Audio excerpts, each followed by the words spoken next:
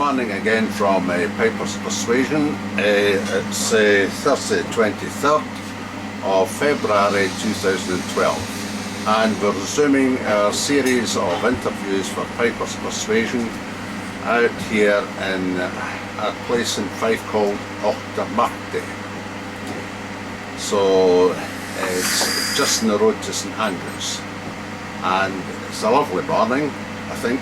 With a few clouds in the sky and a few low-flying jets from Lookers. Anyway, notwithstanding all that, we're in a bagpipe factory and hence the background noise. And we're here to interview Brian Donaldson. Brian Donaldson, very famous in the Highland bagpiping circles, not only for his prowess with the instrument in the solo circuit, where he's won most, if not all, the premier prizes in Highland bagpiping competition. He also has experience as an army pipe major with the Scots Guards, and he is very, very interested in a very fine bagpipe, so he's been trained, as we will hear, by experts, and he has this bagpipe factory in Auchtermuchty in Fife.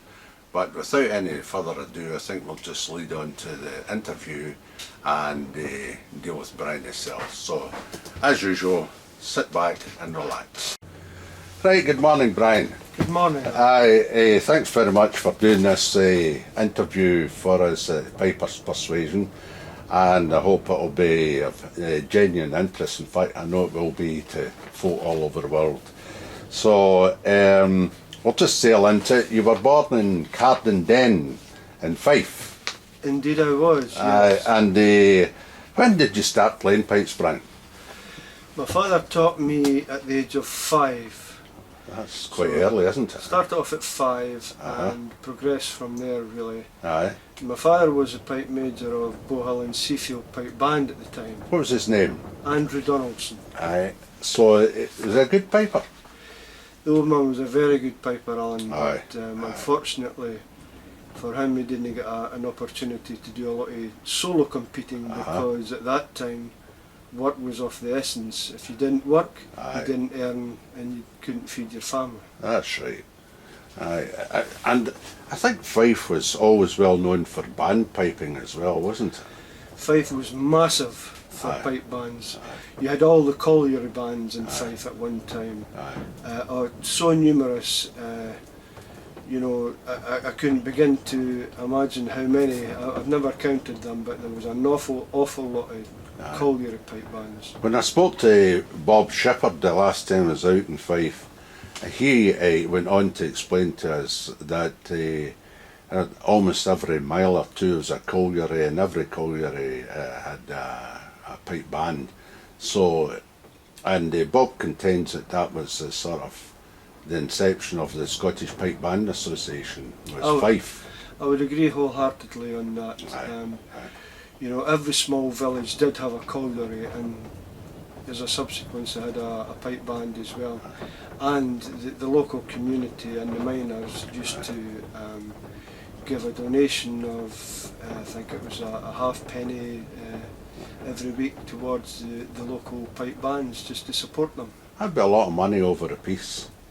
Well, over a period of time it was, but then, you know, the communities were very close in these days, and they didn't mind, you know. No television, eh? Certainly not, no. No, but that's important because folks don't seem to have the time to indulge in these pastimes, spending night after night at a band practice or whatever, you know. Well, you know, a lot of people used to look forward to going to practices because it was a way of getting out of the house, a way of socialising, and of course the main task was to play a lot better. Aye. And on that theme, how you know, you're an expert now yourself, and you've been teaching for years also. When you reflect back on these days, your young days in Fife, in the pipe band, how accurately were these people taught in Fife at that time?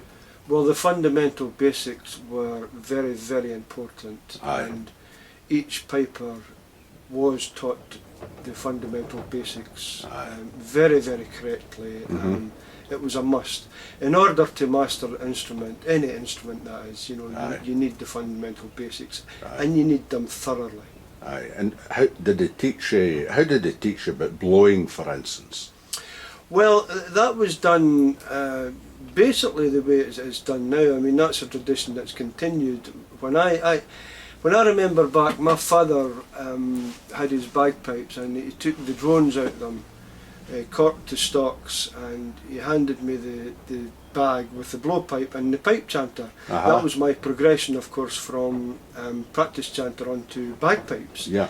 And of course he put in a very, very easy reed to get me accustomed to the blowing technique. The control. Yes, absolutely. And once I mastered the blowing technique, then he introduced the drones. He put the drones in the bagpipes in the stocks, and of course I was pretty small at that stage, and in order to keep the drones up, I had to stick my head between the bass drone and the middle drone.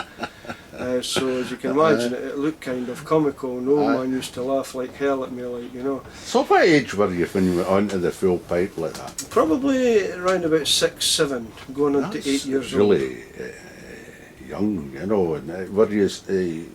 What was your stature? Were you wee or were you quite I was tall? wee. I was very wee. Yes. Did you manage to spread the hands on the pipe chanter? I did. I mean, that was. When I remember back, it wasn't easy for me. However, I was determined, as was everyone, all the sort of youngsters at that stage. More determination then than I suppose what they've got now. You know? I suppose if a lot of your peers are trying to achieve the same goal, it doesn't appear as peculiar to you at that time. You're just trying to get there and that's it, and get it done. Yes, well, I mean, I can distinctly remember my father coming home from competitions, and of course his uniform would be lying on the floor the following Sunday morning, because he'd always be celebrating. I mean, they were pretty successful under my father, you know, the band. And I can remember putting his kit on and wearing the spurn and all the rest of it. We were all dead keen, you know. We didn't have much in those days, but you know, we made use of most things and enjoyed it for what it was worth. So what grade, the name of the band again, and what grade was it in? It was Bohill and Seafield Colliery Pipe Band. A famous band. And they were in grade 2 when my father had done. They actually, Bohill and Seafield won the World Championships in 1954, I believe. Yes. As I say, it's a famous band. A lot of these bands, because of the mining community collapse, they just disappeared, didn't they? Well, that's as a consequence of the mines closing. My father had to work away from home, and as a result, he had to give up, you know, leading the band. So that led me on to going to Desert and Dundonald. And what kind of player were you when you arrived at Bob's band, Bob Shepherd's band? Oh, I was pretty good. I was playing all the time signatures, marches, stripes, reels, hornpipes, jigs. The old man made sure I had all that. Gave me a very, very good solid grounding. And of course, you know, over the years, he kept me right through his knowledge and his experience. That's terrific. And what age did you arrive then at Bob's band? I would be about maybe 7, 8, 9ish, yes, round about that age. And that's when Bobby created the Desert and Dundonald Juvenile Pipe Band. That preempted Glengarry School, which they eventually became. But there was a whole host of young players that Bob had at that stage, and of course we were very successful in the novice juvenile grade. For Bob's a good teacher as well. Absolutely, first class, no doubt about it. He, you know, led and guided a lot of youngsters and brought them up to the peak of their piping career. What pipe were you playing at that time? What bagpipe did you play when I you was were playing. young? I was playing my father's pipes at that stage. He passed them on to me because he was working away from home. He didn't have much time to play. It was a set of 1950s era 1950 Henderson bagpipes, Aye. silver and ivory. Yeah. Very good set of pipes, eh? Yes, they were Aye. really good. Set. And can you recall the chanter at that time? We initially played Hardy chanters in the band, and then we progressed on to Sinclair chanters with Dyser. Yep. Or it might have been the other way about, but I think it was Hardy's and then Sinclair's. Hardy's and then Sinclair's, Yes. yeah. I think a few of the bands moved in that direction round about that time, didn't they? Oh yes. When I think back, most of the bands were playing Hardy chanters initially, and then they transgressed onto Sinclair chanters. Aye. I think it was because of the robustness that you were getting off the Sinclair chanter. Yeah. Aye, Of course, Shots were famous for playing the Sinclair chanter, and Aye. you know, everyone wanted to emulate their And get the big robust sound, Yes, aye, the yes. big band sound rather than the fine solo sound. Yes, of which the Hardy was renowned for. Yeah, that's I mean, it. Bobby Hardy was a genius, Uh-huh. and, as far as I'm concerned, and the Hardy chanter was an excellent Aye, it's a product. good product, yeah. Absolutely, Absolutely. And so, how did you go on with the Ballingery School? What were you up to there? Well, initially, when I joined Dyser and Dundonald, Bob created the Novice Juvenile band, and that was under the auspices of Dyser and Dundonald. Right. Bob being a school teacher at Ballingery School, we kind of got stuck for a practice hall. As you can imagine, Fife was originally, we had an old, it was just like a shed in Dundonald that we used to go to for practices, and the area that we had the shed, they started building new houses, and as a consequence You lost the practice hall. we lost the practice hall. So Bob negotiated holding practices at Ballingery School. Good. So the Novice Juvenile band then became Ballingery School Novice Juvenile band. And A wee bit warmer band practice room, eh? Oh God, it was way up market compared to what we were used to, you know. Aye. But we didn't mind. I mean, No. we really didn't think about these things at the time, Alan. It was Probably, taken for granted, you know. probably playing in the cold and the wet and the damp nights would help you in the Scottish summers competing anyway. Well, you know, I think we got better weather back then as well, you know. It wasn't as bloody severe as what we're getting now, I can assure you that, you know. So, Bob told me, was it with Ballingery School that you met royalty when they came here, or was it both the Ballingery and Dundonald?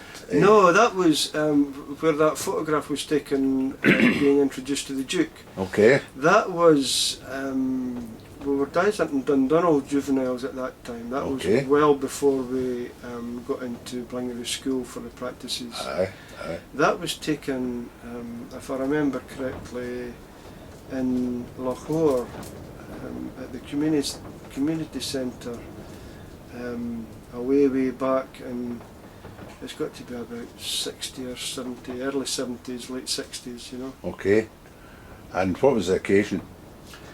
I think they had regenerated the area after the mines had closed, and the Duke came to open it. Duke of Edinburgh. Yeah. And did they come up and over and speak to the band when they was there? Oh yes, certainly, yes. Bobby introduced them to quite a few of the members, including myself, you know. Aye. And there's a famous photograph that was taken of that occasion. I think it's on my Facebook. Most people will have seen it by now, you know. Did they say anything to you? He said something, and of course, being from Fife, I couldn't understand a word. It was all sort of gobbledygook to me. And I can remember saying, eh? And of course at that time Bob intervened and went on to explain to the Duke, you know, that this is a very young band and all the rest of it. Aye, just the usual sort of. Yeah, he's saved the day, as it were, you know. Aye, but quite good. So they came and watched the band on a couple of occasions in Fife, didn't they? Oh yes. Aye. Absolutely. All your sort of royal occasions, the band would be pulled out and play there. Oh yeah. And Donaldson and Donald, a very, very, very good band indeed. Won a lot of prizes. Could maybe just tell the folks more about that. Yes, well that all started, of course, the success of the Donaldson and Donald Novice juvenile band progressed onto the big band. Mm-hmm. Bob introduced most of the young players into the big band in the early 70s, and we really took off from there. We started off in grade 3, shot through grade 3 into grade 2, won everything in grade 2, and then hit the big time into grade 1. We were all kids, not realising what we were achieving at the time, but you know, we had a great record of achievements all through the 70s. At the top of the tree in grade 1 we won every major championship that there was to win, including intercontinental championships in 1974. We won many major championships many times over, actually, you know. What was the nearest you got to the Worlds? We won the World's Championships twice. There you are. And what years was that, can you recall? I can't remember now, probably 78 I think, and maybe 79, or 77, 79, something like that. I can't remember, I'm not fine. And it's on the record. And your main competitors were? Well, Shots, Edinburgh Police, Glasgow Police, all the main bands. Apart from Field Marshal Montgomery weren't competing at that time. No. Of course we had the Troubles in Northern Ireland, which compared to a lot of the good. I spoke to Richard anyway, and he said it was well it was into the 80s before they started to gear up. Yes. And the first time he competed was with 8 or 9 Pipers or whatever in 81, you know, so they'd still to. It was a decade later before they come into their own, I think. Yeah, absolutely. So I can remember Red Hackle as well. They were always good contenders in the top grade. Under Johnny Witherson, of course, you know. Yes. Another good band. Yeah, all these bands that are still in existence now. Your solo piping at that time. Did you compete solo at that particular time? I was competing in solo, but just locally. I won the Fife Championships quite a few times. And Bert Barron used to run a good competition in St Andrews for juveniles, juniors. I won that a couple of times, Marchforth being real. You know, so that was as far. I did compete. I remember competing at the Eagle Pipers competition. In fact, no, I tell a lie, it was the Edinburgh Police competition at that time in Edinburgh, and I was only 16 years old, and I remember distinctly D.R. McLennan was one of the judges. I played in the matches, and I played a good match, and I just got to the last part of the match, and I had a wee sort of blip, and of course I finished playing, and DR sort of waved me up. He says, "That was a very good match, young man. Thank you very much." You know. Good. That's as good as any prize. A nice comment like that. It was a wee booster, especially from a man of the stature of DR McLennan. Yeah. So, are there any more bits and pieces you'd like to tell me about Bob Shepherd and Donaldson and Donald? Well, Bob's well documented. Most people know the prowess and the achievements that Bob has made through the years. He's still you know, judges and advises. He's quite a wealth of knowledge, Bob. You know, Yeah. so it would do you good just to sit. I and take it listen you to him. picked up an awful lot from Bob. I over the did, years. certainly. Like most of the young lads in the band, learned an awful lot from Bob. Right. He was a good leader, and he guided us all. Good at setting up My instruments, God, obviously. his job wasn't easy though. We used to have some good laughs, Aye. good memories. Boys for Fife, eh? Absolutely. Yeah. So when did you join the army then? I joined the Scots Guards in 1978. Mm-hmm. Yep. And I remember going to the Guards depot in Pipers'Persuasion, Surrey, to do my infantry training. Now I think it was Lyndon Ingram, Dixie Aye. Ingram, that was pipe major at the depot at that Okay. time. He had just handed over the 2nd Battalion pipes and drums to Sandy Davison in Germany. Uh-huh. And Dixie took over the Guards piping school at the Guards depot. Uh-huh. And how did you find Dixie? Dixie was good, methodical, kept us on our toes. Aye. Of course, I forgot to mention that the 2nd Battalion Scots Guards were one of our contenders in the 2nd grade in the 70s. Aye, they did compete in the 2nd grade, Yes, yeah. they did, under Mhm. Dixie, and they were very successful then. I think maybe, did their drum corps hold them back at all?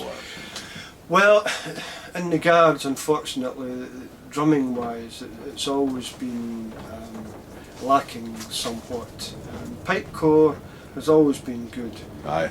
but slack on the Aye. drumming side of things. Aye. Not standard wise, may I add, but No. just lack of numbers. It's Yeah. always been Mm-hmm. a lack of numbers, drummers wise. Aye. I think drummers are more wise than pipers when it comes to enlisting and stuff like that. Aye. So, you were down in London with the Guards, do a lot of ceremonial duties. Yes. Were these shared out quite equally between the 1st and the 2nd battalions, or was it more the 1st battalion? Only when both battalions were in residence in London, Uh-huh. and that wasn't very often. There was one occasion that I can remember where both battalions were in Chelsea Barracks, Okay. and that was before the 1st Battalion went to Belfast. They took up residence in Belfast for a couple of years before they went out to Hong Kong. Uh-huh. Now, 2SG remained in Chelsea Barracks up until such times as we went to the Falklands. Uh-huh. Now, I had progressed on to the Army School of Piping at Edinburgh Castle to do my Pipe Major's course prior to that. Who was with you at the Edinburgh Castle? I take it was John McClellan at that time. No, it was John Allen, John Allen, aye. who was the Okay. director of Army Bagpipe Music, and Big Angus MacDonald was the Pipe Major. Okay. So I was fortunate enough to come under the tuition of John and Angus. Aye. What difference did that make to your piping? Massive difference, massive difference. Now, I remember, if we can go back, Yeah, absolutely. you know, to the time that I left the school and I took up an apprenticeship in bagpipe making with Jimmy Tweedy. Okay. In Edinburgh. I was travelling back and forward from Fife to Edinburgh every day. Uh-huh. And at that time, Evan McRae was getting pipes from Jimmy for the schools in Lochaber. Okay. Evan was pipe major or instructor in the schools in Lochaber. That would be the mid-70s. And I remember meeting Evan for the first time in the back shop in Varan House, as it was called then, in Dean Street in Edinburgh, and it was Evan that introduced me to Pembroke. Actually, he started me on Pembroke. I was going to ask about that, yeah. He he started me on the massacre of Glencoe. Uh-huh.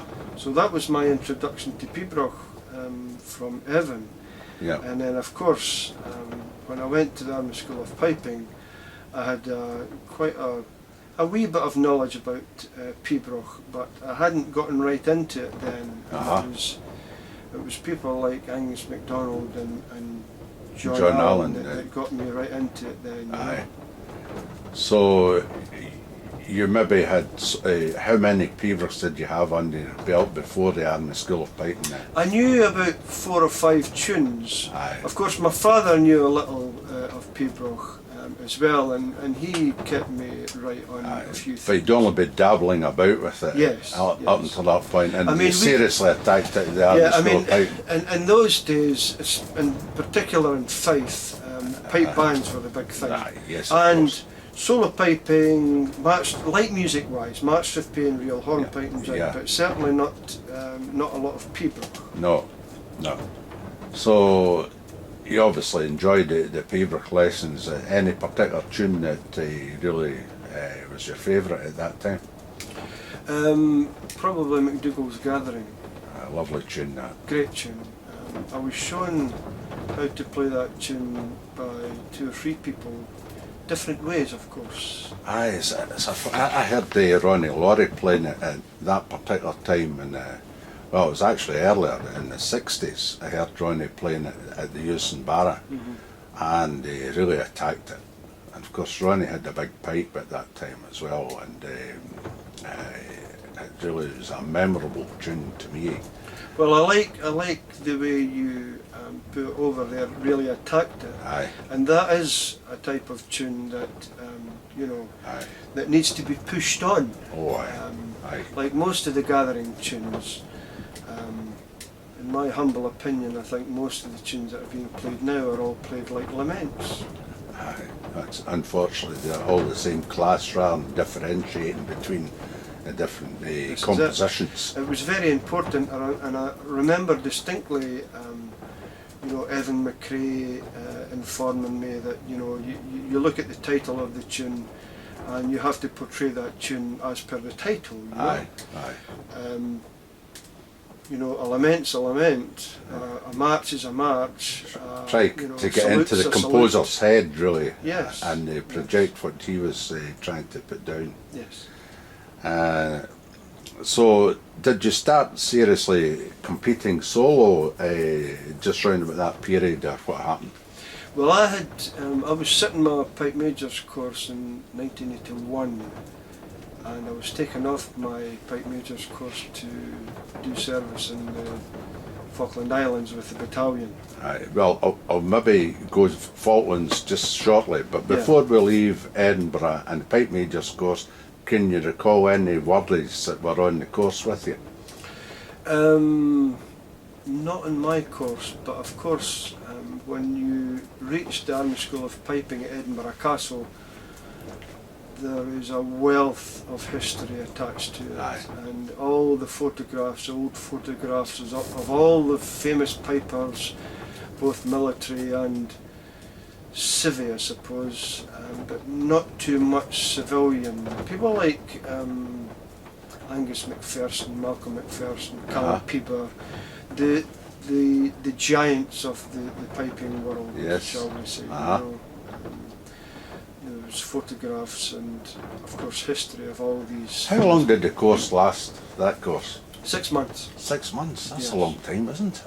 Yes, but it's needed because there's an awful lot to take in. Aye, absolutely. You have history, you have to have a thorough knowledge of your history. That's all the different families and the Crimmins and the Mackays and the MacArthurs, etc., etc.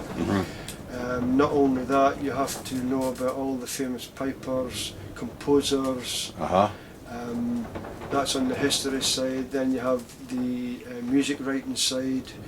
You have to be able to write Pibroch straight from your head, all sorts of light music. And then of course you've got the practical side of things. At one time when when John McClellan was captain at the castle, it was 9 of each you had to learn. That was 9 Pibrochs, 9 marches, strathspeys, reels, hornpipes and jigs. And then when you played during your playoff, the selection of, or the panel used to be able to select either tune. Anything at random, yes, from that anything list? at random, yes. Aye. You had to get up and play it. If you didn't, then you didn't pass the course. Aye. However, when I went on my course, it reduced somewhat to 6 of each, which made it somewhat easier, you know. Still quite an arduous test of your Oh ability. yes, really. absolutely. When you know, it's Your not just ability about to playing, set up the instrument would be tested also. everything. Yeah. Aye. Yeah. And, You had to keep a first-class instrument. aye. And of course, just for a viewer, especially a younger viewer, I've got to harp on that you were using sheepskin bags and cane reeds at that That's time. right. We didn't have Aye. the luxury of synthetic bags or reeds. Aye, plastic reeds, just So plug yeah, and play. so if you didn't have any knowledge of setting your bagpipes up, it was Aye, you and know, just made it knowing your difficult. instrument, knowing when it would get damp or otherwise. That's it. Are you a wet blower? Not to my knowledge, no. No, I don't I'm seem not to have either. much problems in that regard. Being a bagpipe maker and being in the manufacturing business, one has to know or have a knowledge of all these different products that are on the market now. Aye, so, aye. you know, I've tested them, Aye, and what I play is basically what I was brought up with. aye. Sheepskin bag, cane reeds. Yep.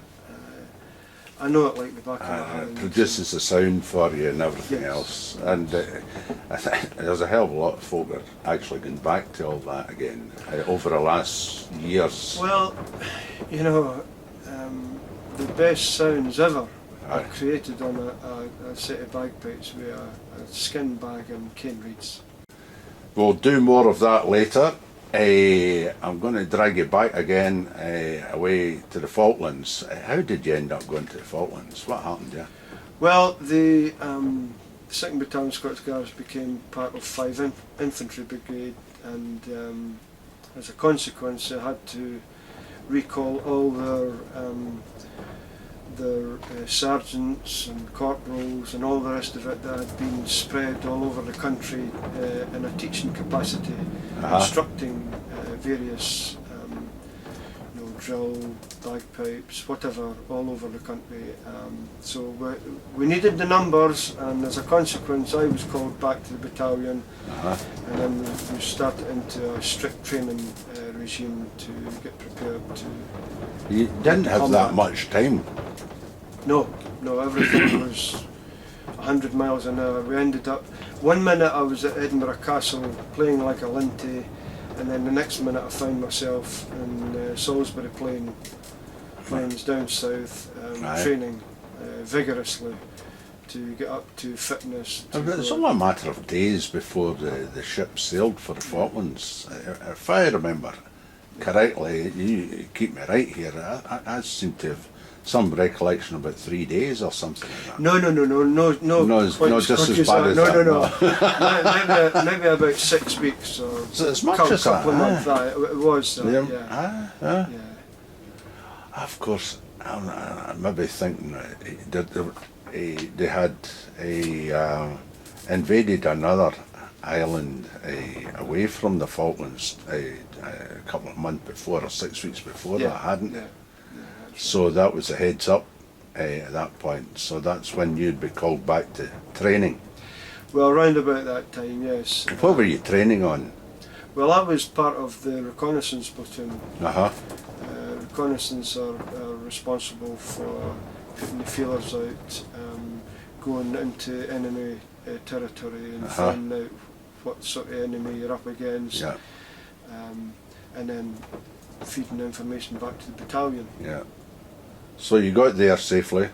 Yes, we did. A few hairy moments, shall I Aye. add, I understand there are a lot of mines in the area that you were going through too. Well, the area was heavily mined, but the information that we gathered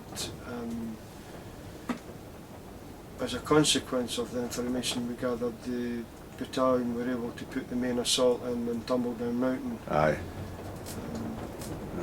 and we were successful. It was a long, arduous night, a very, very stiff battle indeed, you know, because people killed and wounded also. well, we lost 8 men that night. I think there was something 32 or something wounded. I can't remember offhand, but they surrendered around about 7 o'clock in the morning that morning. Yeah. And we had to go and collect our dead and all the rest of it, and just regather, you know. Yeah. Quite a time for you. Yeah. Did you have a set of pipes with you? We all had all the pipers in the band had our pipes, but I didn't personally have my pipes on tumble down, but there was a set played. Aye, that's what I was asking. They were played by Major. Let me see now. Can't remember. Major. What regiment was he in? Oh, he was Scottish Guards. Scottish Guards, yeah, huh? G Company. Uh-huh. Bloody hell, Alan, I can't remember. What was the circumstances they played them in? Well, you know, the bagpipes are great for spurring the men on. Yeah. You know, it gets the hair standing on the back of the Yeah. neck, and you know, it really stirs the blood. Yeah. Mm-hmm. Just to boost the morale of the Aye. troops, you know. Aye, aye. Did they play much? No, no. Just a couple of tunes. Just maybe a couple of tunes, and that was it. Yeah. It was pretty hairy up there. Aye, At but a lot of stuff flying about. Oh yes, a lot of Aye. flak, you know. Aye, aye, aye.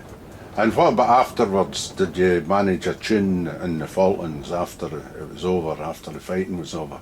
Oh yeah, I mean we were dispersed to all the sort of small communities Yeah, uh-huh. to help out. You know, Recovery. Recovery really, Yeah. and you know, we entertained them with the pipes and drums and the Aye. dancers, and everybody had a good time, you know. Well, they need to be lightened up a wee bit after that experience. Eh? Yeah.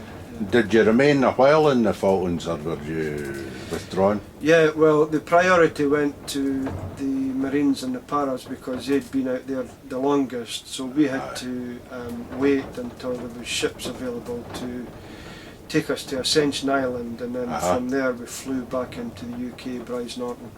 Okay. So how long do you reckon you were in the Falklands? Was it weeks or months? Probably about 3 months. 3 months. Yes. Aye. And the weather there? Arctic conditions. Dear, oh dear. Freezing cold. Aye. In fact, you practically got all weather conditions in the one day, you know. Just like Fife. Aye. The now anyway. Aye, very good. Okay. So you come back from the Falklands, and did you resume at the Army School of Piping, or where did you go? Yes, when I came back from the Falklands, before I left to go to the Falklands, as I was telling you earlier on, I was on my pipe major's course, Yes, and we were in the sort of last month to 6 weeks of it. So I had to record all my practical playing on the old reel-to-reel tape recorder. Aye. In order for the panel to listen to, and I sat all my written tests en route to the Falklands on the QE2 My goodness. during training, you know. Aye. Yeah, that wasn't very easy, but we managed to get through. I passed the course successfully, and on my return from the Falklands, I went back to Edinburgh Castle as an instructor on the pipe major's course. And who was at Edinburgh Castle? Still John Again, Allen? it was still John Allen and Big Angus. Tell me firstly about Angus. Angus MacDonald was a great man. We haven't heard very much on this series about Angus. Yeah. I could sit and listen to Angus MacDonald playing bagpipes for hours. He was a really, really good, outstanding player, and his bagpipe was always clear, robust. Yeah. In fact, Angus, I was probably one of the only people that Angus would rely on playing his pipes, you know, or trust with his instrument. Okay. I remember he gave me it a few times to play at various things, like, you know, because he knew that I could blow them to Yeah. the same strength as he blew, you know. Yeah. But he was a great player, he really was, and Aye. I really enjoyed thoroughly listening to him, and I picked up an awful lot, just Aye. listening to Angus, playing wise, like. Yeah. And I used to go for private lessons with Angus as well when he was Aye. in the married quarters in Edinburgh. I'd go down. Is that more for the Piebroch? Well, people can like music, everything And, really. the whole lot. Yeah. Yeah, yeah. And I actually ended up with Angus's father's bagpipes, the Diddler. That was a great bagpipe. That was a McCrae drone. That was the same bagpipe that Angus won his gold medal on them at Oban, and Big Ronnie Laurie won his gold medal on them. Hugh McInnes had that instrument for 3 to 4 years, My maybe a wee bit goodness. longer, and Aye. he won a couple of big match with pays and reels on that bagpipe. And Angus gave them to me. Of course, when I got them, they were in a state of disrepair, and I had to replace. There was one of the tenor tops was split, a serious split right through. I replaced that, copied it exactly, Yeah. same bore, same design outside. Yeah. Replaced that, and the bagpipe needed a bass underjoint as well, a big underjoint, so I replaced that. And they didn't have stocks, so I had a set of stocks for them. Now I had that instrument for about 3 to 4 years. Aye. And I won a lot of major prizes on that bagpipe. I won the gold medal and the clasp at Skye with them in the same day. So what tunes did you play in gold medal? I won the gold medal with Lament for the Earl of Antrim. Lovely tune, that. Great tune. And I won the clasp the same day at Skye with Lament for the Children. And I won all the light music events that day and the following day You say Sky, in Skye, yes. Mhm. That was 1984? the Sky Gathering. Yes. Aye, and then the clasp later on, that's fine. Did you ever play at Dunvegan? Yes, the Uh-huh. Silver Chanter. Yeah, the Silver Chanter. I was fortunate enough to be invited twice to play in the Silver Chanter. But getting back to the Yeah, Diddler's absolutely. bagpipes, Yes, that was 1984. I got second in the gold medal for the first time at Inverness with that bagpipe. I won the big March with Pay and Reel, that's the previous winner's March with Pay and Reel at both Oban and Inverness that year with that bagpipe. Yeah. It was just a magnificent instrument. Yeah. When did you... I don't want to leave these matters, so just correct me here. When did you come across John Burgess? I first met John when I was 16 years old, when I played at the Edinburgh Police Competition way back in the 70s. Okay. Of course, John was very prolific in that era. He was between himself and Ian Morrison doing most of the winning. I remember distinctly that competition. It was a toss-up between Ian Morrison and John to get the overall, and they actually tossed a coin. My goodness. And I think John came out tops. So they didn't have the Piebroch preference or anything like that? Not at that time, no. They couldn't have, because I do that remember. was just a sorted in fact, out, I think it was of the agreeance of both of the competitors that they just toss a coin. Toss a and coin, that was it, aye, and they aye. actually did it in front of the crowd, you know. Aye, aye. And I was only a wee boy, 16-year-old, Aye, watching aye, this, you know, aye. which I thought was magnificent. Aye. You know. So that was my first introduction to John. I'd been speaking to him during the day, of course. Aye. And my old man who was with me, he knew John, and we were Aye. blaring away. But I never really got to know John seriously until I was in the Guards. Of course, John, everyone knows the history of John with Willie Ross being Willie Ross's prodigy. Willie Ross was Pipe Major of the Scotch Guards. Yes. So John had a great affinity with the Guards. And I remember, distinctly John coming down. I used to invite him down to the battalion, and he would judge the inter-battalion competition. Yes. And he knew quite a lot of the officers and that as well. Aye.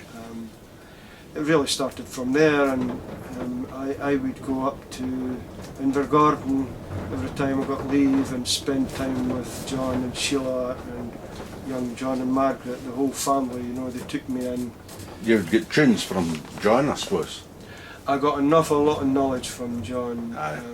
Any particular tune? John D. Burgess was a fountain of knowledge. Oh, aye. Truly was, And great man. A wonderful presentation of the bagpipe. Absolutely. The way he dressed and the way he held the instrument and everything else. It was a picture the way he dressed, Yeah. It was just immaculate. Aye. Of course, you would get a lot of that from Willie Ross. Yes. Being in the Guards, you get a lot of that. They basically Very smartly turned out. Well, But any particular tune? John D. Burgess was a fountain of knowledge. Oh, aye. Truly was, And great man. A wonderful presentation of the bagpipe. Absolutely. The way he dressed and the way he held the instrument and everything else. It was a picture the way he dressed, Yeah. It was just immaculate. Aye. Of course, you would get a lot of that from Willie Ross. Yes. Being in the Guards, you get a lot of that. They basically Very smartly turned out. Well, they show you how to dress, and your Yeah. dress and deportment has got to be the utmost. Yeah, it's got to be perfect. Yes. Aye. Of course, that's part of it. I think if you do that, somehow or another, you feel good about yourself, and you maybe even helps the piping. I'm quite sure it does. Well, and again, in my humble opinion, it's the whole ambience of the instrument. Yeah. It's the way the piper dresses, it's his deportment, the way he carries himself. Yeah. His attitude, his whole outlook to the instrument. Yes. I've seen some states carrying a set of bagpipes. I could say that for you. Yeah. And it gives the instrument a bad name, really, if you're not prepared to go 110%, with your dress and deportment, and your playing and your carrying of the instrument. I remember I joined the police in '65, and Angus MacDonald was the pipe major, and he was ex-army, of course. And first time I had the uniform on, to stand still for about a good 3 or 4 minutes while I walked around several times and adjusted this and pulled that, and even the height of the stockings from the bone and the outside of your knee, 3 fingers and all that sort of stuff. And but it was very, very important, that the plaid was put on properly. Of course. Every item of equipment was just looking just right, and the Glengarry was worn properly, the feather bonnet. There's a lot of pride, in particular in the Guards and all the Scottish regiments, for the appearance and the carrying of the kit, the kilt, the wearing of the kilt. Yeah. I mean, how many times do you look around in some of these games and competitions now, and all you see is a pair of brogues, socks and a kilt, no knees in between. Aye. A lot of people just don't know how to wear the kilt properly. Yeah. It's, and it looks terrible, it really does look terrible. Bob Shepherd was, I could cut this out if you like. Bob Shepherd told me when you were about 11 years of age, you took a pair of scissors to a kilt somewhere. Aye, Bob's few of these stories. Well, I suppose it was installed into a young age that Aye. you know your appearance was very, very important. So obviously you So- picked that up from your father, and even at the very, very early age, everything had to be just right. And, Well, miners had a great pride in themselves Aye, and their appearance. of You know, course. I mean, Aye. I remember when I was a wee boy. You know, on a Saturday and a Sunday at Aye. the weekend, aye, the men would go about with collars and ties on, of suits, course, yes. 3-piece suits, Aye, 2-piece suits, aye, aye. the old pocket watch, you know, Uh-huh. and it was immaculate. It really was. They had Aye. a lot of pride and they were dressed immaculately. A really good shine on their shoes. Do you see that now? No, never see it at all. I took great care, by the way, for the viewers to polish my shoes before I arrived here today, just in case you looked at them. They're no bad, Alan. I'm going to go back to the army again, other worthies. Alistair Gillis. A very dear, dear friend of mine. So, how did you meet Alistair first? Well, myself and Alistair go way back actually. I think we both joined roughly around about the same time. Of course, Yeah. Alistair joined the Queen's Own Highlanders, Uh-huh. which is another famous regiment, Yeah. great regiment, and I joined the Guards. Okay. So that's how far we go back. Now I remember distinctly meeting Alistair in the Falkland Islands as well, because Aye. the Queen's Aye. Own Highlanders came out to take over from us. Uh-huh. We handed over to the Queen's Own Highlanders when we left. Uh-huh. And of course we had a lot of jollification, and playing of the bagpipes and a few drams and all Aye, that kind of aye, stuff as aye. one does, you know. Aye. So we're going away back to, you know, the early 80s. Yes. And then when I was instructor at Edinburgh Castle, Alistair came on his pipe major's course.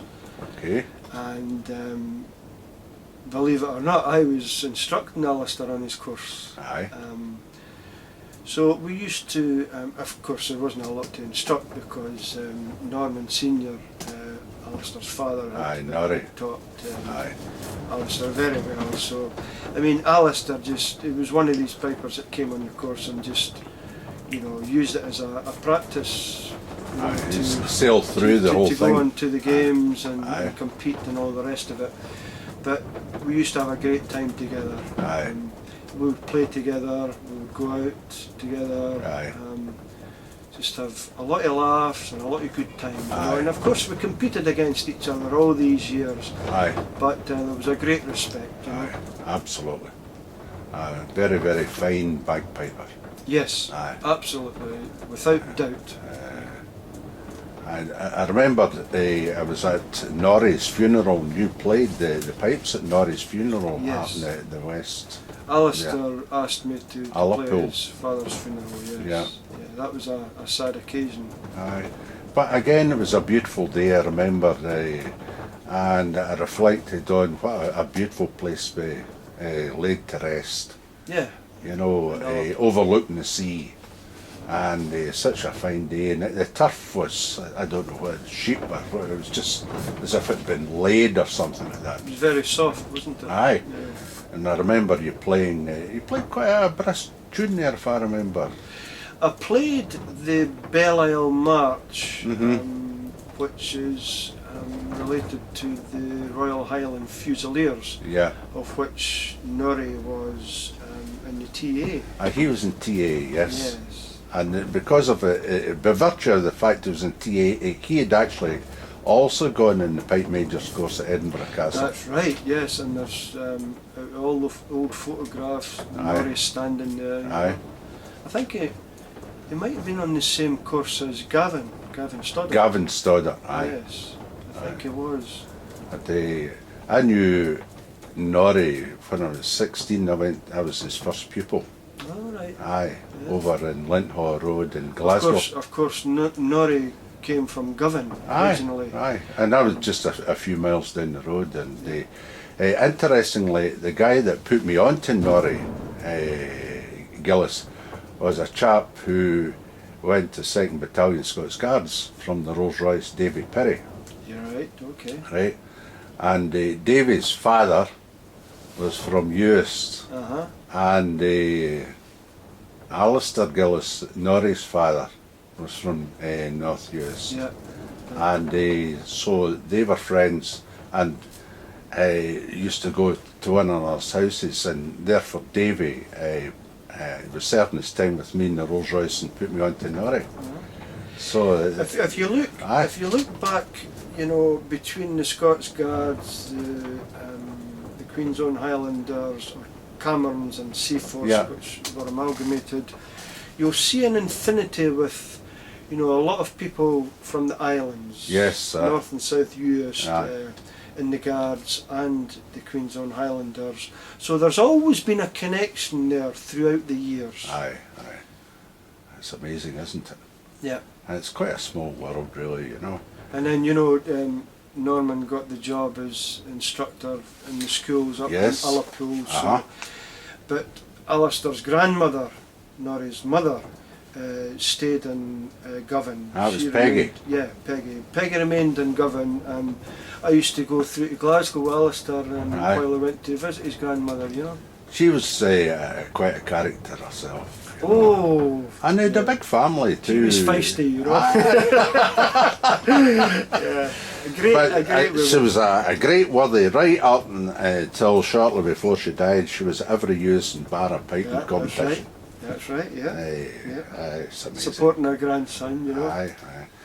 And I think I was there when Alistair probably played for the last time at Euston Barra and won everything that day.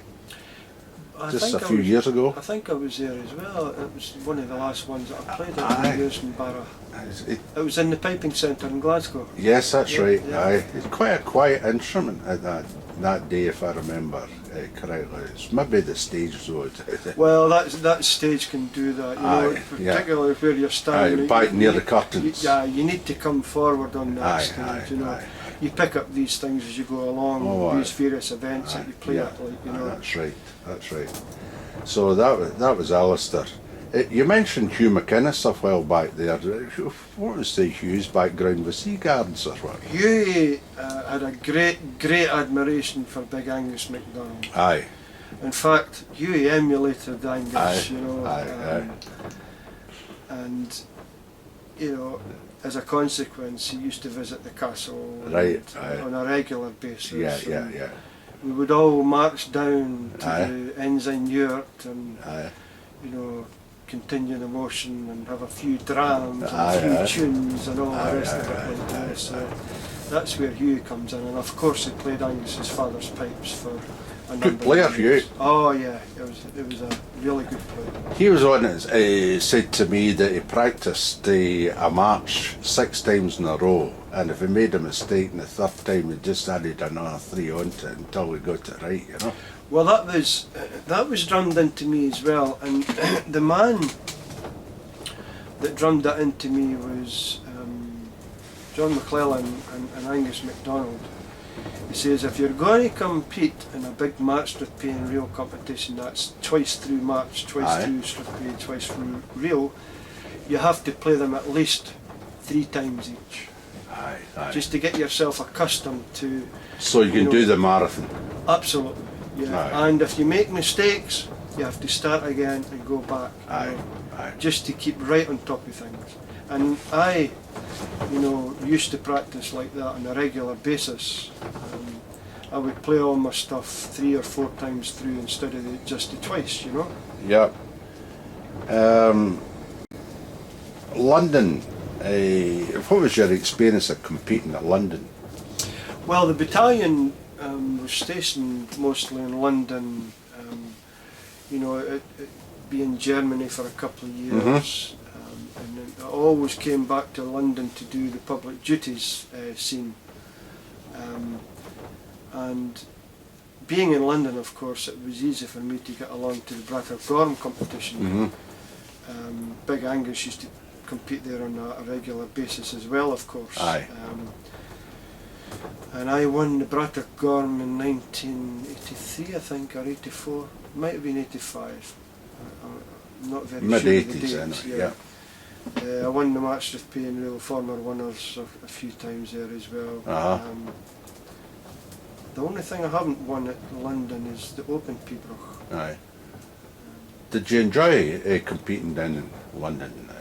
Yeah, I always aye. looked forward to it Aye. because it was on my doorstep. You Yeah, know? aye. We were either in Chelsea Barracks or Cavalry Barracks in Hounslow, or Windsor, Victoria Barracks in Windsor, so it was quite easy to get along, you know. Of course, being from Scotland, a lot of the guys have to fly down there, you know. That's right. The amalgamation of the regiments and Pipe Major's job, tell me about that. The amalgamation took place in 1995 in Dreghorn Barracks in Edinburgh, which the 2nd Battalion were stationed at. The 1st Battalion were in Germany, I believe, and they came over with a company to amalgamate, and we had a big parade on the square in Dreghorn Barracks. And I'll never forget it because it was one of the coldest bloody days of my life, you know.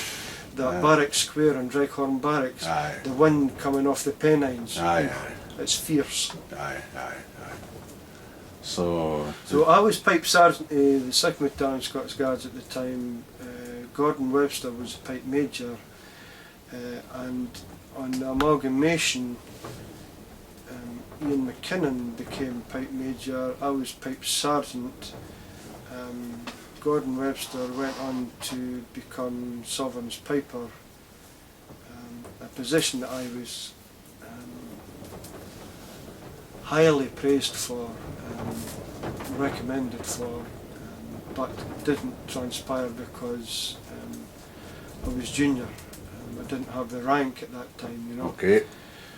So Ian McKinnon took over the 2nd Battalion, or the new 1st Battalion Scots Guards as it was then, and a year or two later I became Pipe Major. What did you do with the band? How long were you there?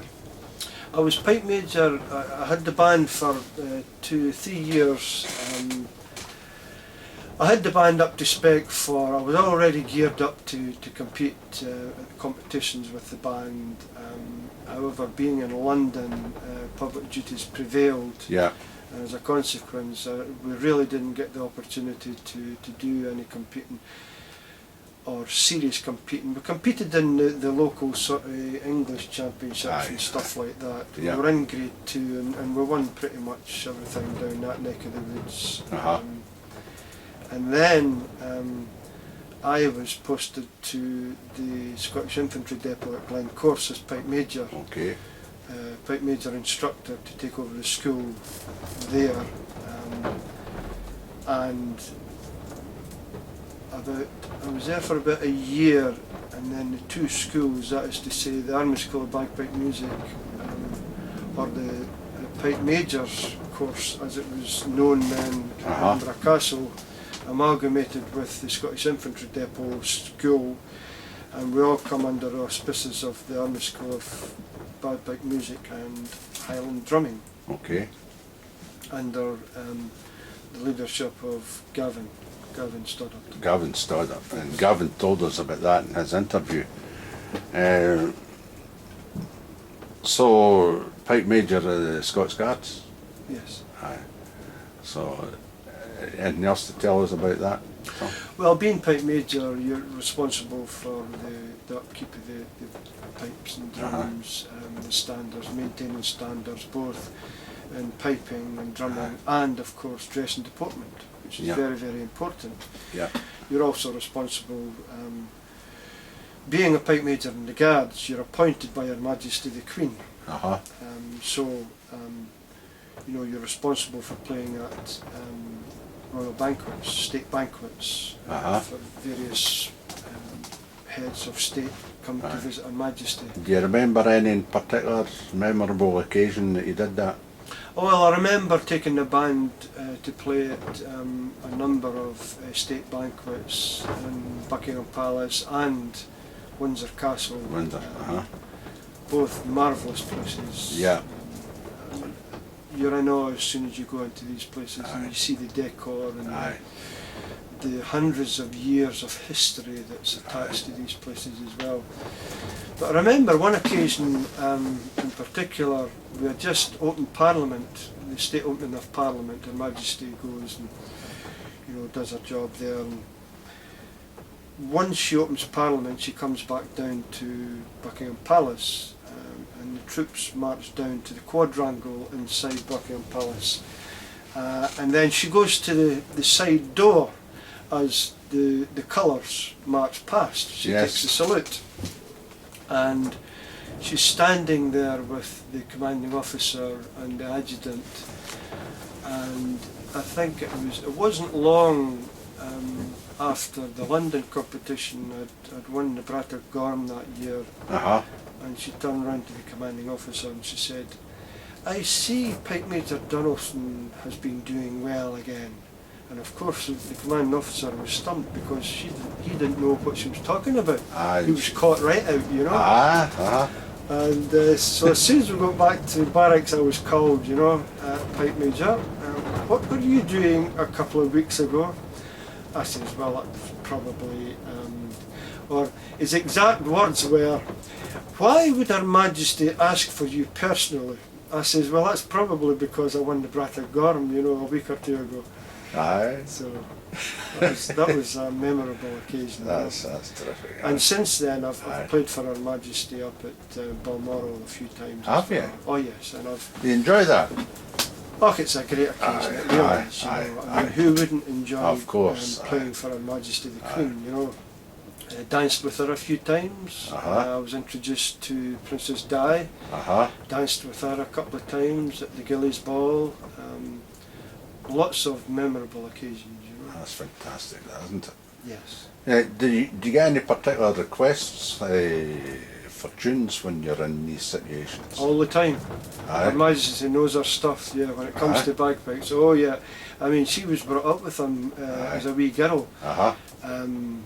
Alex MacDonald was Pipe Major or a Sovereign's Piper when she was a wee girl, so and she used to talk about him often. Oh yes, she knows her stuff and her tunes. Oh yes. That's amazing, isn't it? You can't put one over on the Queen, Well, I think we'll just draw a wee quick veil now, because I know it's something that's quite a personal thing, and you're not really supposed to talk about what the Queen tells you and this, that and the next thing, so we'll leave that one. I think we'll... you finished up with the army, when? Finished my service with the colours in 2000. Okay, and what did you do subsequent to that? Was it into the bagpipe making here? Well, I basically come full circle. I'd apprenticed with Jimmy Tweedy. Okay, and that's what I was going to ask you now.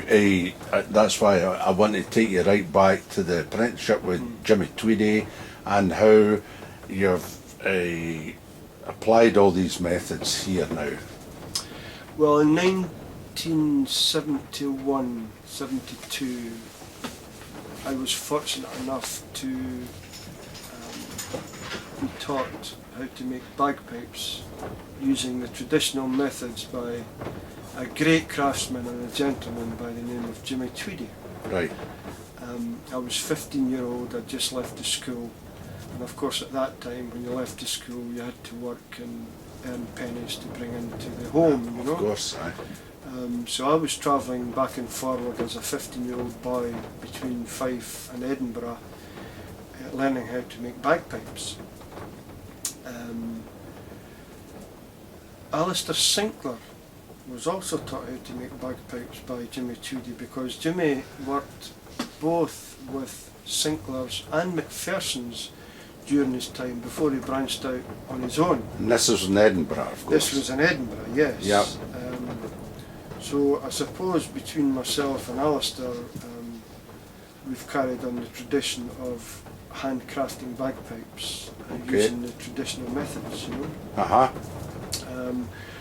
So I was fortunate enough to learn how to make bagpipes at an early age, and I worked with Jimmy right through until the time that I enlisted in the Guards. Yes. And in 2000, when I retired from the Guards, I came full circle back into the bagpipe manufacturing.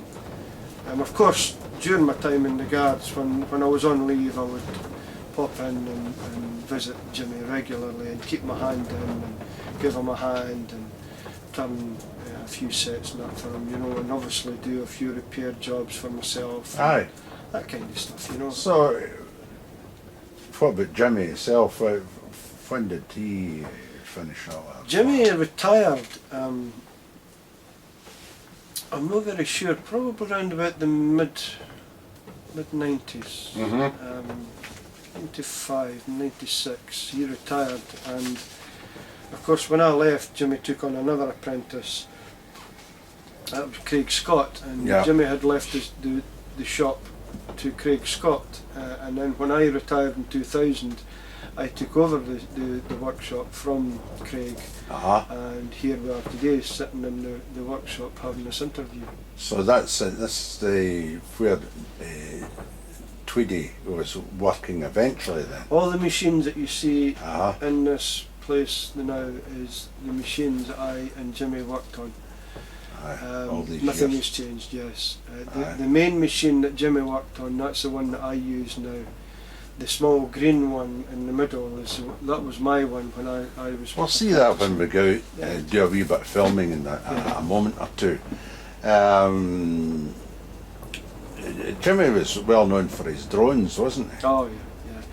Jimmy was never a player, but he was a craftsman to the extreme, and everything was meticulous. Aye. Certainly the way he taught me anyway. Aye. I remember standing in Inveran House, it was called then, back in the 70s. I changed it to Inveran Bagpipe Makers when I took over. Okay.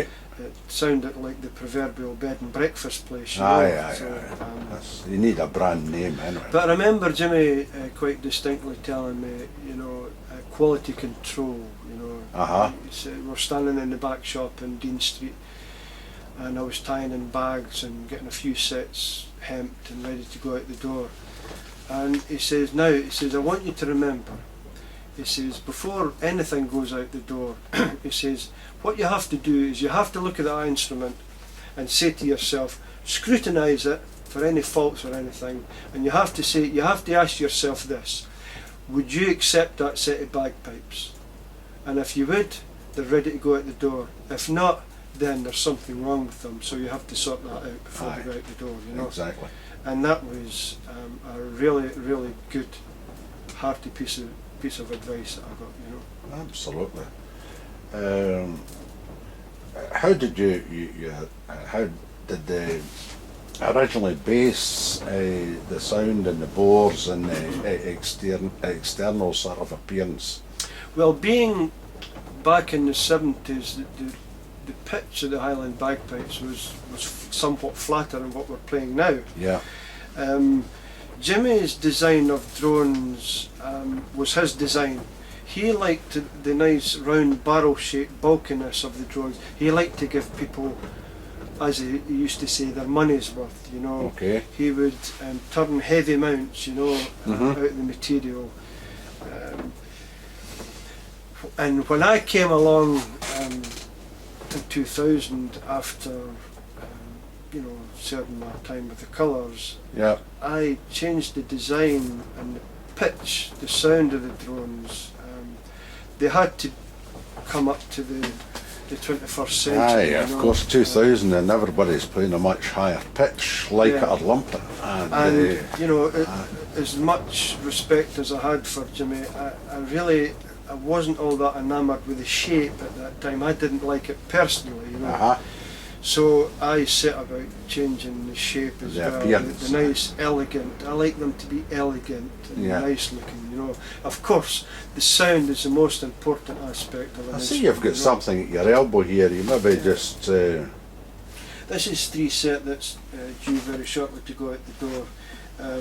As you can see from the shape here, you know, that's the type of shape that I opted for. You know, a nice, elegant bottom sweeping into a nice rounded So middle. we You can know. just show that here for the viewer. Okay, good. And of course, that's all handcrafted, all combed and beaded by hand. Yeah. And there's another example of the middle joint, you know. Yes. Aye. Very The fine. mounts again, the projecting mounts are all handcrafted. Uh-huh. Again, Jimmy liked to make this part bulky to give you your money's worth, somewhat like Robertson's. Robertson's had the same idea. The big heavy The big projecting mount. heavy projecting mounts, Yeah. but made the bagpipe heavy, you Aye. know, and look-wise, just. And what about the metal? Well, this in this case, this is nickel, you know. Uh-huh. Nickel plated, Yeah. aye.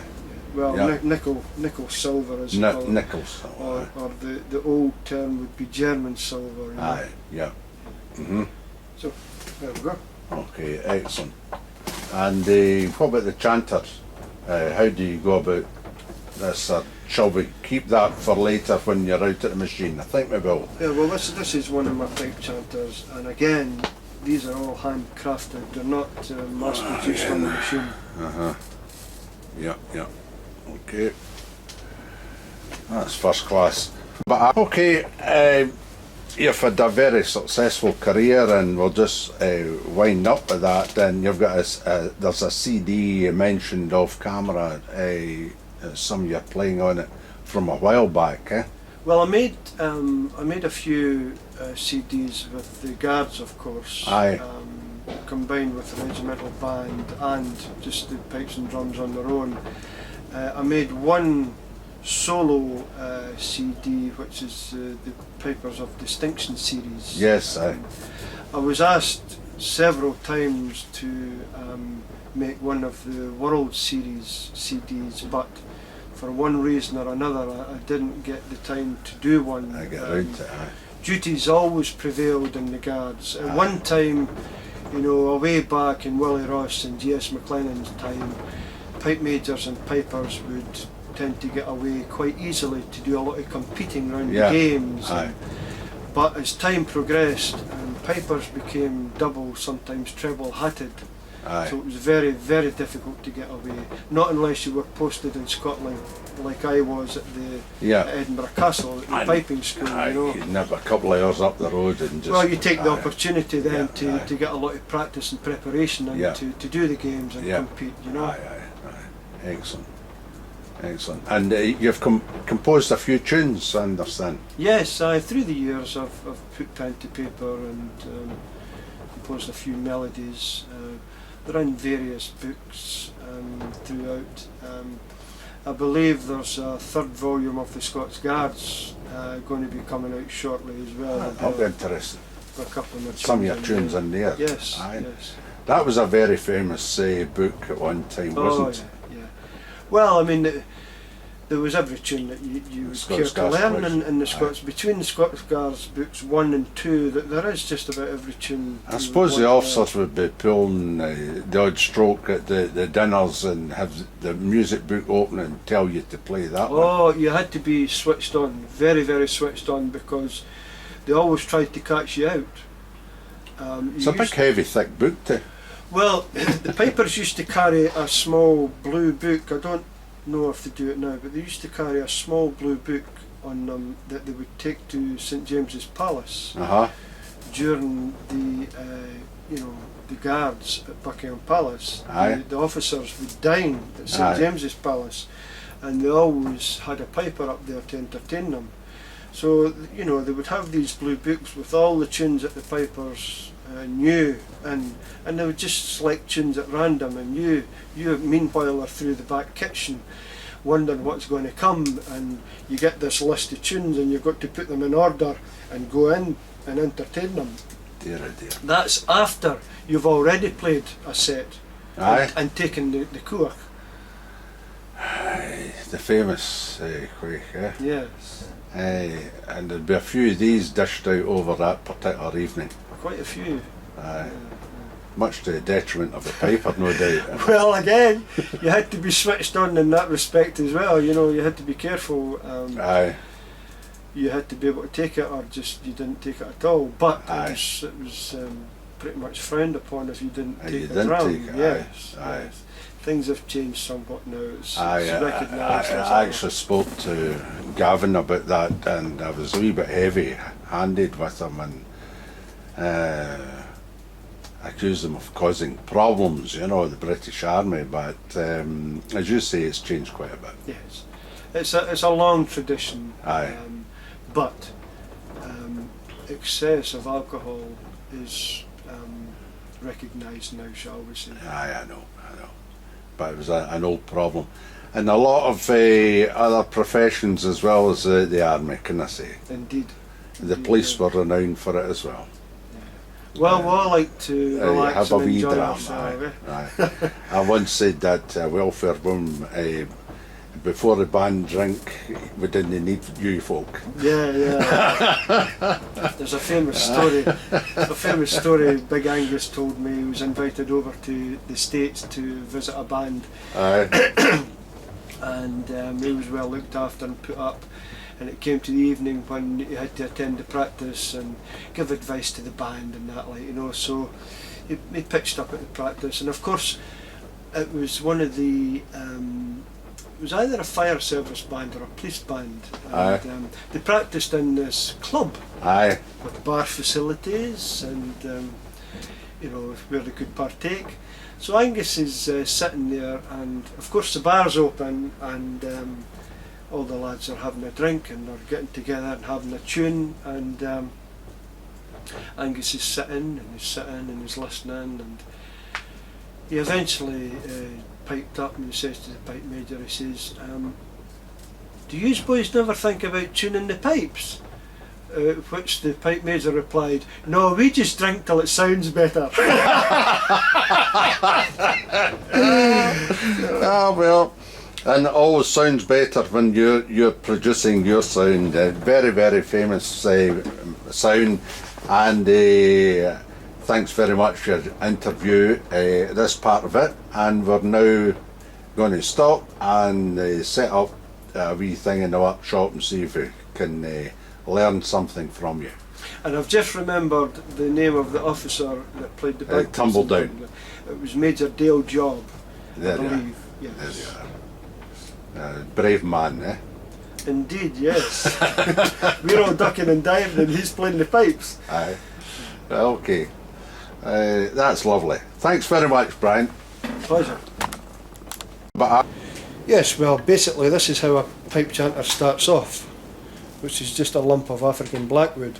okay. And then it's, you know, eventually turned into a chanter. Yeah. Which is this. And that's a rough here, eh? Well, this is the rough chanter here.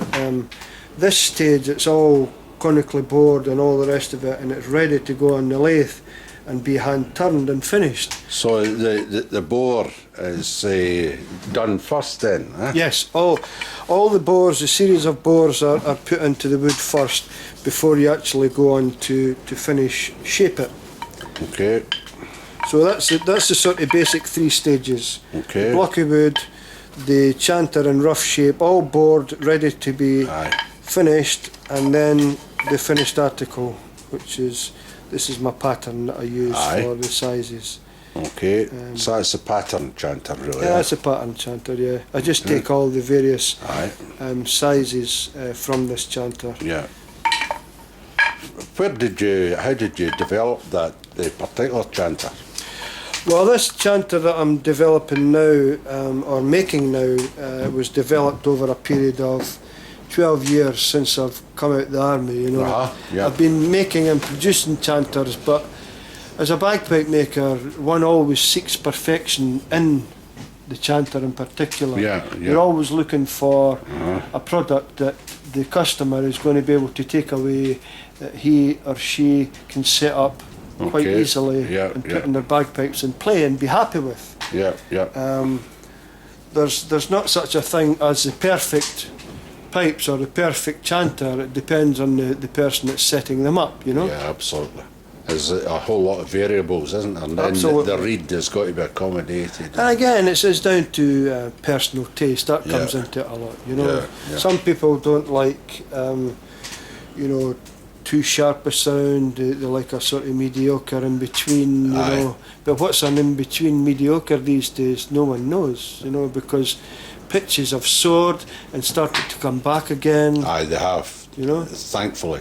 because they were just getting far too Well, high. they were getting to the piccolo stage, you know. Aye, yeah.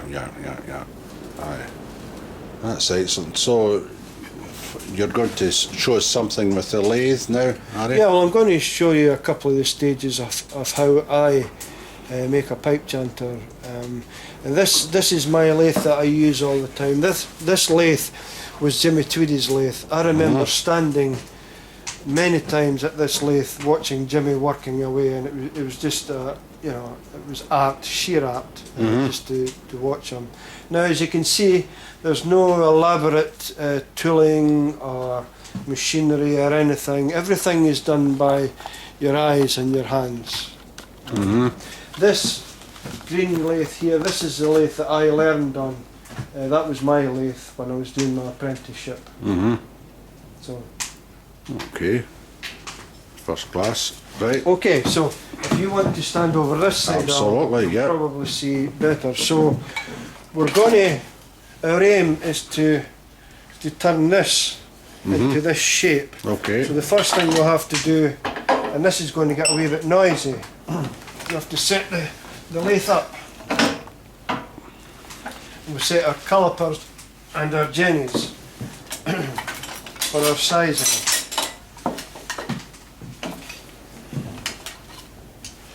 Dog-leg jennies, calipers. Okay. So, first thing we need to do is we need to create the bowl and the pin. Yeah. Okay. Bowl I usually make about 1 5/16. Different bagpipe makers have different size ferrules for their stocks, so I find that 1 5/16 usually suits most, if not all, you know. Again, no elaborate stuff here, just the fundamental basic stuff. An inch long pin.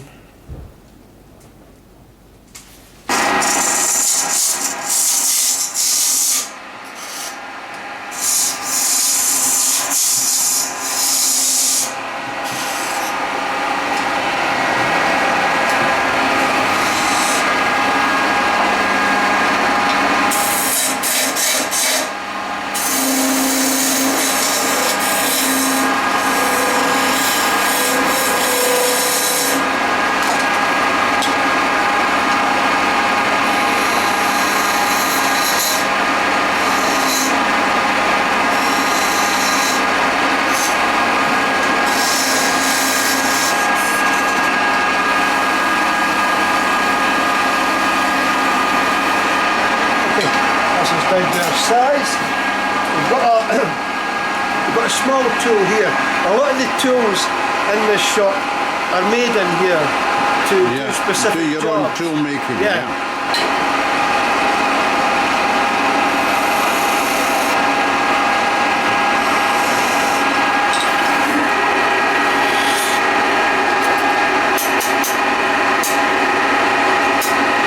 Slightly bigger bead, but I've got another tool that I've made for that as well. Right there somewhere, and then it is there, you see. That just creates that wee job there. Yeah.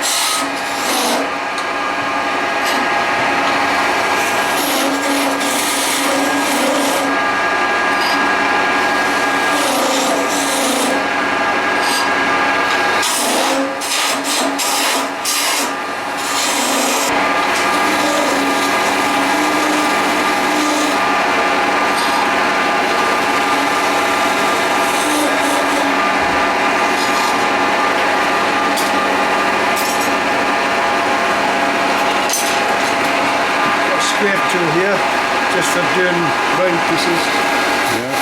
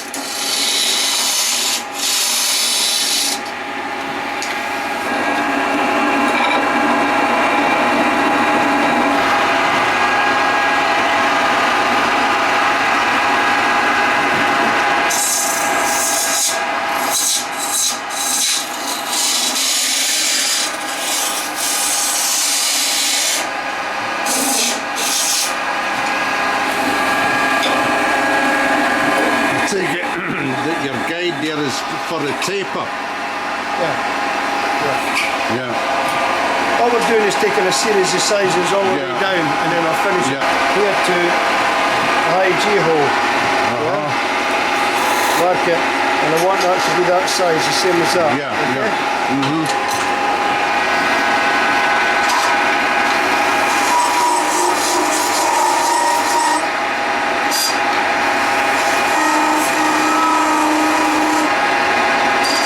Take it down to near the size, and then I'll use my gouge just to take this down. You can actually finish shape with a gouge if you're good enough.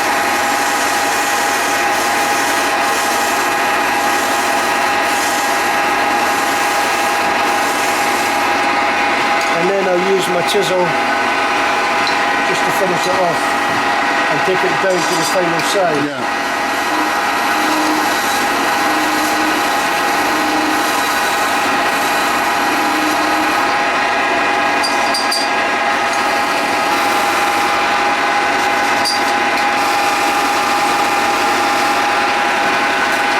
And that's the neck of the chanter, you see? Absolutely. And then I'll go down to the D hole, do the same, take it down, low A hole, take it down. It'll take quite a while to get all that finished. Aye. And you wouldn't want to rush out for the purposes of No. this today. That'll take you, how long did it take you? A couple of hours or what? Well, I can usually do about a half a dozen chanters in maybe a couple of hours. It's a lot of work. Yeah, yeah. Yeah. But that's the technique, using traditional methods of how to make an example of making a pipe chanter. Keep your tools sharp. Well, that's it. I mean, it's the tools help. However, it's the man or the woman that's standing at the lathe. And your eyes, very, very good after a while too. That. Well, you adapt to most things. I know, but your eyes are a serious guide along with Yeah. the calipers. Yeah. I know that from my own engineering days. The aesthetics of a piece of manufacturing is very important. You know, it has to look right. Yeah, But the most important aspect of the Great Highland Bagpipe, of course, is the sound. You know, Of course. everyone wants that great sound, and most people tend to want to go for, or they're guided along the road of go for old McDougall's or the Hendersons, the older instruments, you know. But if you go back 100 or 200 years, the people of the day weren't playing 200 or 300-year-old pipes. No, They exactly. were playing bagpipes that were manufactured by hand. Like Aye. Stradivarius didn't mass-produce violins. Aye, and He keep them handcrafted under the bed for 200 years. Well, he handcrafted them, and they're highly sought after to Yeah, today, you know. yeah, So aye. there's a lot to be taken by the hands-on approach, you know. Okay, Brian, first class. Thank Thanks very much. Thank you. Thanks. All the best to you.